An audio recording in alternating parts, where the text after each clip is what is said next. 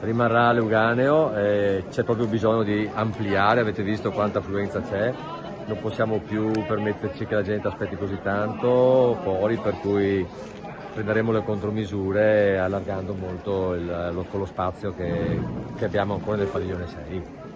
Io mi devo fermare, che qualcosa stasera non ha funzionato. Era la prima volta e sì, sono state fatte troppe prenotazioni e la gente non era ancora così pronta per poter gestire questa affluenza così grande, insomma, ecco. Qui non c'è paura di AstraZeneca, sono tutti qui per AstraZeneca convintamente. No, qualcuno ha timori, noi selezioniamo, ecco, si perde un po' di tempo anche a selezionare perché ha patologie gravi, non può fare AstraZeneca e fa Pfizer, ma solo patologie molto gravi. Questa sera il punto... segnalate dal Ministero, dalla Regione. Insomma. Questa sera il punto tamponi avrebbe dovuto chiudere intorno alle 23, giusto? Ma mi sa che qui andrete avanti almeno fino all'una, se tutto va bene. Speriamo che non abbia ragione.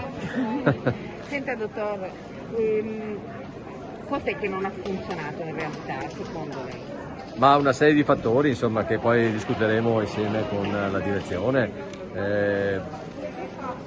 Bisogna rendere più fluido tutto il processo in maniera che non ci sia nessun intoppo e probabilmente anche ridurre anche il numero di persone che deve affluire nell'unità di tempo.